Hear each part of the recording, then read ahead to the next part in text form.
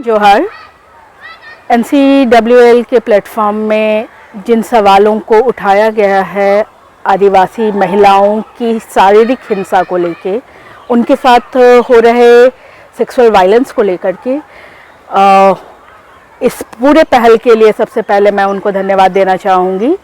मैं झारखंड से नितिशा खलखू अपनी बात रखना चाहूँगी। कुछ सवाल उन्होंने दिए थे हमें, जिस पर बात करना बहुत अहम है। एक सवाल ये था उनका सबसे पहले कि जो सेक्सुअल वायलेंस की घटनाएं हैं वो आदिवासी महिलाओं में ही क्यों ज़्यादातर दिखाई पड़ती हैं दूसरी डेमोग्राफीज़ के हवाले से, उनसे कम नहीं बल्कि ज़्यादा क्यों दिखाई पड़ती हैं। तो मुझे लगता है कि एक तो सबसे बड़ा सवाल यही है कि इस कम्युनिटी का जो मार्जिनलाइजेशन है वो सबसे बिगर है, सबसे बड़ा है, सबसे ज़्यादा है। इसकी वजह से वो हाशिए में चली जाती हैं और उनके साथ हिंसाओं का जो स्तर होता है वो सिर्फ स्त्री होने के नाते नहीं बल्कि एक सत्ता द्वारा स्पॉन्सर्ड और उनके द्वारा प्रायोजित हिंसाएं जो उनके ज़मीन, जंगल, जल और उनके जनों की लूट जो जारी है उसके हवाले से देखने को मिल रही होती है। उनके एग्जिस्टेंस को ही लोग स्वीकार नहीं कर रहे होते हैं, वो बहुत क्वेश्चनेबल हैं। कुछ वाकया पिछले दिनों देश में घटित हुए हैं जहाँ पे सुप्रीम कोर्ट के कुछ जंगल से एविक्शंस के नोटिसेस थे जिसको पूरे देश ने मिलकर के लड़ा, या फिर CAA, NCR जैसे जो बेदखली के कानून सामने लेके आते हैं कि कागज़ दिखाओ और अपना होना तय करो। तो ऐसे समय में जो लोग भूख से प्रताड़ित हैं, जिनको बहुत अमीर होना है, जिनके पास बहुत ही पैसा है पूंजी का, और वे एक असंगठित रूप से उपेक्षित समूह को जो पारंपरिक रूप से प्रकृति के आसपास रह रहे हैं तो उनको बहुत आसानी से टारगेट करते हैं। और सिर्फ रीज़न होता है कि उनके जो नेचुरल रिसोर्सेस हैं उन पर उनकी नज़रें पड़ी हुई हैं और उसको पैसे में कन्वर्ट करना चाहते हैं। वो बार बार यही एक आस लगाए बैठे होते हैं कि कैसे हम लोग जितनी भी इस पृथ्वी में रिसोर्सेस हैं उससे एक मुनाफा की ज़िंदगी में हम तब्दील करें, जबकि आदिवासी संस्कृति या दर्शन या सोच वैसी नहीं है। तो मुझे लगता है अगर आपको इन लूटों के साथ में एक आदिवासी स्त्री का शरीर को एवल करके आगे बढ़ना हो तो वो और आसान हो जाता है। कई सारे मतलब ऐसे राइटिंग्स भी हमारे बीच में आते हैं जहाँ पे कि एक मार्जिनलाइज्ड ग्रुप को अगर हताश करना है, उनको बिल्कुल नीचे कर देना है, तो वो है उनकी महिलाओं के साथ भी हिंसाएं करें। तो मुझे लगता है ये वजह है। और जितनी आवाजाही आदिवासी महिलाओं की अपने घर से बाहर है वो अन्य समाज में नहीं है। श्रम के लिए वो बाहर निकलती हैं और इस बाहर निकलने के क्रम में भी शोषण का स्तर अधिक हो जाता है। तो ये एक पूरे विश्व की समस्या है कि महिला को दोयम तरीके से देखा जाना, ये सिर्फ अपने देश में ही मामला नहीं है लेकिन पूरे विश्व का इश्यूज़ है जहाँ पे महिलाएं दोयम दर्जे की हैं और उसमें भी जो उपेक्षित हैं, कमतर हैं, कमज़ोर हैं। कमतर इस सेंस में मैं कहना चाह रही हूँ जो आज की तथाकथित या सो कॉल्ड विकसित और विकास का जो पैमाना और मॉडल है उसके आधार पर। अदरवाइज़ मुझे नहीं लगता कि वो किसी भी तरीके से कमतर हैं। और हिंसा करने की वजह वही है कि उनके सामाजिक मनोबल को तोड़ना, और क्योंकि पूरे सिस्टम में फिर लोग नहीं होते हैं तो उनके साथ इस हिंसा का प्रतिरोध करने के लिए, लड़ने के लिए ऊर्जा नहीं बच पा रही होती है। तो ये मैं कहना चाहूँगी।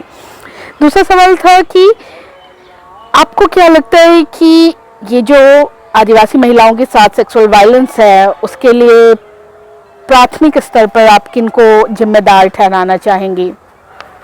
तो इस पर मैं कहना चाहूँगी कि ये बहुत हद तक एक स्टेट स्पॉन्सर्ड है, साथ में यहाँ पे कास्ट सिस्टम और उसकी जो हायरार्की है वो काम कर रही होती है, साथ ही जो इकोनॉमिकली पावरफुल लोगों का एक जमावड़ा होता है वो अपनी महिलाओं को बंद करते हैं, उनके साथ पारिवारिक हिंसाएं होती हैं, घरेलू हिंसाएं होती हैं, लेकिन उनकी महिलाओं के साथ बाहर में घटनाएं कमतर होती हैं बनिस्बत इसकी कि जो आपके एक मार्जिनलाइज्ड कम्युनिटी से आई हुई महिलाएं हैं।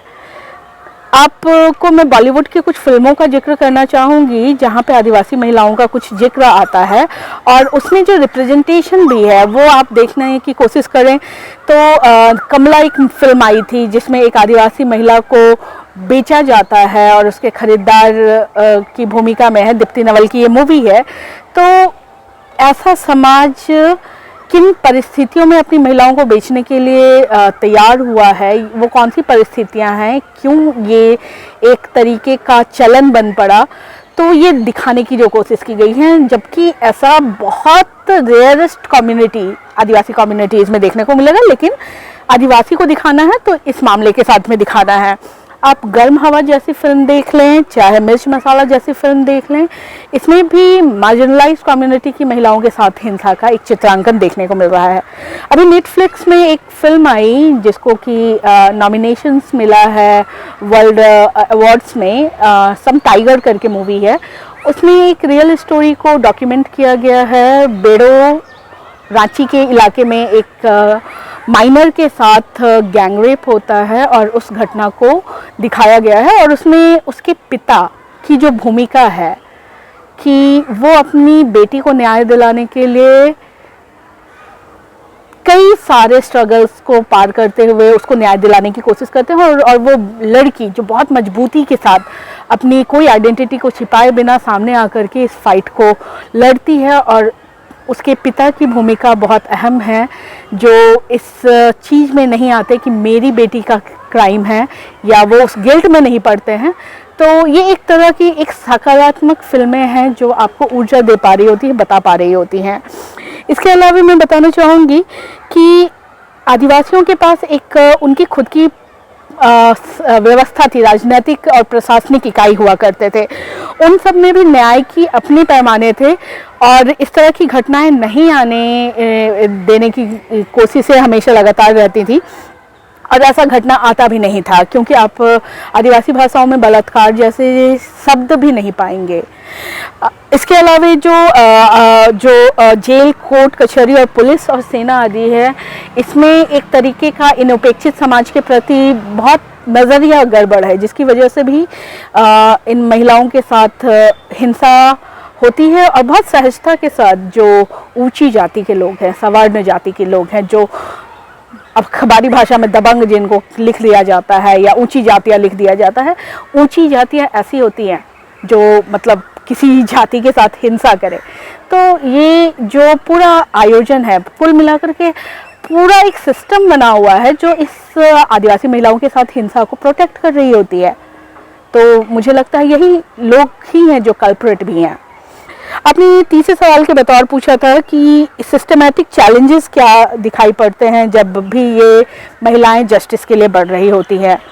तो मुझे लगता है घर में चुप्पी का एक आग्रह बहुत सारे परिवारों में होता है, एक सामाजिकता का दबाव, नैतिकता का दबाव, और समाज से बाहर बेइज्जती का डर होता है। नारी पर ही किसी हवाले से दोषारोपण करने की कोशिश की जा रही होती है। पुलिस प्रक्रिया में जो मानहानि की जो भूमिकाएं हो सकती है वो देखने को मिलती हैं। मेडिकल कर्मियों के द्वारा असंवेदनशील व्यवहार देखने को मिल रहा होता है। कोर्ट की प्रक्रिया में जो विपक्ष होते हैं वो इन महिलाओं का बहुत चरित्र हनन कर रहे होते हैं। पत्रकारों की भाषा जो है वो असंवेदनशील देखने को मिल रही होती है। समाज और जाति में ये बात बार बार आती है कि गाँव का नाम खराब हो रहा है, सोसाइटी का नाम खराब हो रहा है, केस विड्रॉ कर लो, इसके दबाव बढ़ाए जा रहे होते हैं, या फिर इस तरीके के वाहियात उपाय दिए जा रहे होते हैं कि शादी करवा दें उनके साथ में ही। तो न्याय उपरांत उस परिवार में निरंतर हत्या जैसे भी अपराधों का एक घटित होने की संभावना बनी रहती है। तो मुझे लगता है कि इन सवालों का जवाब मैं यही देना चाहूँगी। और साथ में चौथे सवाल पे अगर मैं आती हूँ तो जो सर्वाइवर है और जो उसको सपोर्ट में क्या चाहिए होता है, तो मुझे लगता है सामाजिक दबाव से परे जो न्याय के लिए खड़ी हो उसके लिए एक संवेदनशील काउंसलिंग, वैसे लोगों की उपस्थिति, संवेदनापूर्ण तरीके से मेडिकल उपचार,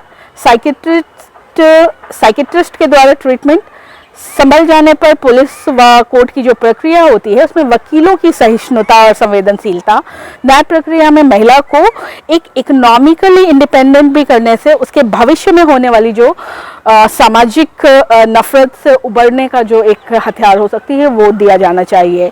पांचवा सवाल कि सिविल सोसाइटी ऑर्गेनाइजेशन से आप कैसे उम्मीद करते हैं कि वो इन सारी घटनाओं के रोकथाम पर काम करें। तो मुझे लगता है जेंडर सेंसिटाइजेशन के प्रोग्राम्स गांव, कॉलेजेस, स्कूल, कस्बे पर समय समय पर करने की ज़रूरत है। पोर्नोग्राफी को बैन करवाने से भी ये हिंसाएं कम की जा सकती हैं। कास्ट पैट्रियार्की का जो मामला है उस पर भी हमले लगातार होने चाहिए, जिससे ये जो महिलाएं हैं और उनकी यौनिकता है उन पर जो बार बार एक प्रेशर या दबाव बन रहा होता है कि ये कुछ अनूठी ही चीज़ें हैं, जितना ढका जाता है उतने उघाड़ने की जो कोशिश वाली मंशाएं हैं, इन सबको हम लोगों को थोड़ा सा गैप, जो जेंडर गैप है उसको कम करने की ज़रूरत है। एसटी एट्रोसिटी एक्ट को भी मजबूत बनाया जाना चाहिए। आदिवासी महिलाओं को जो सामाजिक रूप से नैरेटिव बना है कि वो कमज़ोर तो हर किसी की लोगाई होती है, सबकी भौजाई होती है, इस तरह के मुहावरे और जो मानसिक निर्मितियां फिर लोगों पर करती हैं, ऐसी चीज़ों का हमें निषेध करना चाहिए। और साथ ही साथ सिविल सोसाइटी द्वारा मुझे लगता है नुक्कड़ नाटक वाले और राइटिंग के कई सारे आयाम हो सकते हैं जो बहुत ही संवेदनशील तरीके से आदिवासी महिलाओं के हिंसा निषेध के लिए कानूनों को स्ट्रांग बनाकर जनहित में प्रचारित किया जाना चाहिए। सेक्सुअल वायलेंस को ख़त्म करने की मंशा के साथ में जब भी स्ट्रैटेजीज बनाई जाए तो बहुत संभव है और ये मतलब काबिले तारीफ है कि आप अपने सबसे मार्जिनलाइज्ड कम्युनिटी के बारे में कुछ सोच रहे हैं। यह देश अपने में ही एक बात याद रखें कि जब भी पौराणिक पात्र आते हैं हिंदू माइथोलॉजी में तो महिलाओं के साथ एक हिंसा लगातार बनी हुई है और उसको बहुत महानतम बना करके चित्रित किया जा रहा होता है। तो मुझे लगता है सीता, द्रौपदी, अहिल्या जैसी घटनाओं या महिला पात्रों को सामने रखने के बजाय हमें सोनी सोरी, फूलन देवी, इरोम शर्मिला चानू, मनोरमा देवी आदि की कहानियाँ बहुत बड़े पैमाने पर प्रसारित करने की ज़रूरत है, जहाँ पर रेजिस्टेंस, प्रतिरोध दिखाई पड़ रहा होता है। आप पूछेंगे कि बैरियर्स क्या है इन चुनौतियों से बाहर निकलने की, तो मैं फिर से कहना चाहूँगी कि कास्ट हायरार्की ही ख़त्म की जानी चाहिए। रिलीजियस आइडेंटिटी जो वुमेन की है वो बहुत सेकेंडरी हो जाती है, फिर भी एक रिलीजियस हिंसाएं भी इनके साथ में जुड़ी हुई हैं। पैट्रियार्की के खिलाफ लगातार एक राइटिंग होनी चाहिए और जो मैट्रियार्की की बात हम लोग कर रहे होते हैं नॉर्थ ईस्ट के हवाले से, तो वो मैट्रियार्की नहीं बल्कि मैट्रिलिनियल होता है। इन सब चीज़ों को बहुत स्पष्टता के साथ आप पठन पाठन का हिस्सा बनाए जाने चाहिए। फिर आपने एक सवाल पूछा है कि एडिशनल मेजर्स क्या हो सकते हैं कि आप उन महिलाओं को ज़्यादा से ज़्यादा मजबूत महसूस कराएं।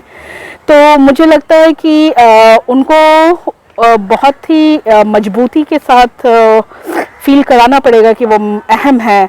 लॉज को में भी जब भी बनाई जा रही हो तो आदिवासी महिलाओं को ये अवेयरनेस कराया जाए और समाज को भी चिन्हित कराया जाए कि इन घृणित अपराधों के लिए सजाएं क्या क्या उपलब्ध हैं। सेक्स एजुकेशन की भी डिमांड की जानी चाहिए क्योंकि जेंडर सेंसिटाइजेशन ही इन तमाम चीज़ों का हल दिखाई पड़ता है। लाइफ इम्प्रिजनमेंट जैसे अगर सख्त कानून बनते हैं तो ये एक डर वाकई कायम करेगा। अब अंतिम प्रश्न आपने पूछा है कि ये आदिवासी महिलाओं के साथ हो रही हिंसा पे आप किस तरीके के मैसेजेस देना चाहूँगे। तो मुझे लगता है कि स्त्री को दोयमता से मुक्ति चाहिए, उनको सम्मान, न्याय, बंधुत्व और समानता की जो आस्था है उसको लेकर के चलना चाहिए।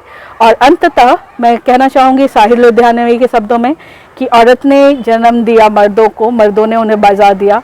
ये तमाम संजीदा लेखनी को और भी मजबूती के साथ सोसाइटी में लाने की ज़रूरत है। शुक्रिया।